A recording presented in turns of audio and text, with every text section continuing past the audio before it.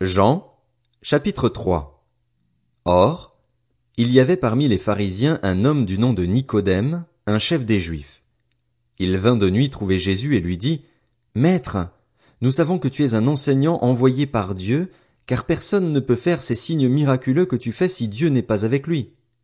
Jésus lui répondit, en vérité, je te le dis, à moins de naître de nouveau, personne ne peut voir le royaume de Dieu. Nicodème lui dit, Comment un homme peut-il naître quand il est vieux? Peut-il une seconde fois entrer dans le ventre de sa mère et naître?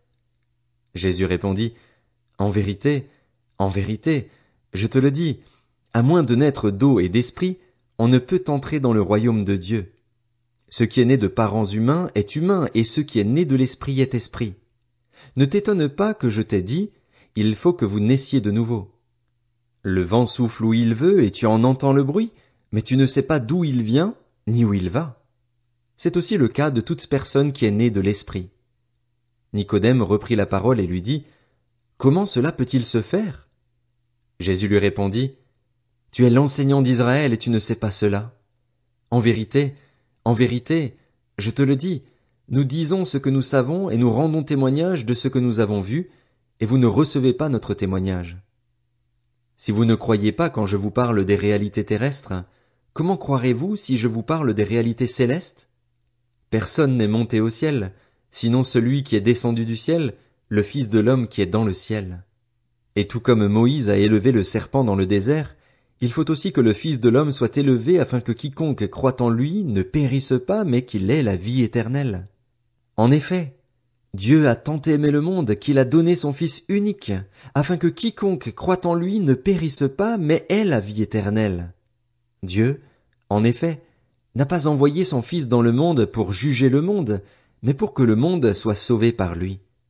Celui qui croit en lui n'est pas jugé, mais celui qui ne croit pas est déjà jugé parce qu'il n'a pas cru au nom du Fils unique de Dieu. Et voici quel est ce jugement. La lumière est venue dans le monde et les hommes ont préféré les ténèbres à la lumière parce que leur manière d'agir était mauvaise. En effet, toute personne qui fait le mal déteste la lumière, et elle ne vient pas à la lumière pour éviter que ses actes soient dévoilés. Mais celui qui agit conformément à la vérité vient à la lumière afin qu'il soit évident que ce qu'il a fait, il l'a fait en Dieu. Après cela, Jésus, accompagné de ses disciples, se rendit en Judée. Il y séjourna avec eux et il baptisait. Jean aussi baptisait à Hénon, près de Salim, parce qu'il y avait là beaucoup d'eau, et l'on s'y rendait pour être baptisé. En effet, Jean n'avait pas encore été mis en prison. Or, une discussion surgit entre les disciples de Jean et un juif au sujet de la purification. Ils vinrent trouver Jean et lui dirent, « Maître, celui qui était avec toi de l'autre côté du Jourdain et à qui tu as rendu témoignage, le voilà qui baptise, et tous vont vers lui. » Jean répondit, « Un homme ne peut recevoir que ce qui lui a été donné du ciel.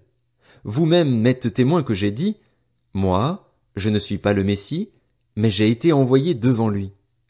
Celui qui a la mariée, c'est le marié, mais l'ami du marié, qui se tient là et qui l'entend, éprouve une grande joie à cause de la voix du marié. Ainsi donc, cette joie qui est la mienne est parfaite. Il faut qu'il grandisse et que moi, je diminue. Celui qui vient d'en haut est au-dessus de tous. Celui qui est de la terre est de la terre, et il parle des réalités terrestres.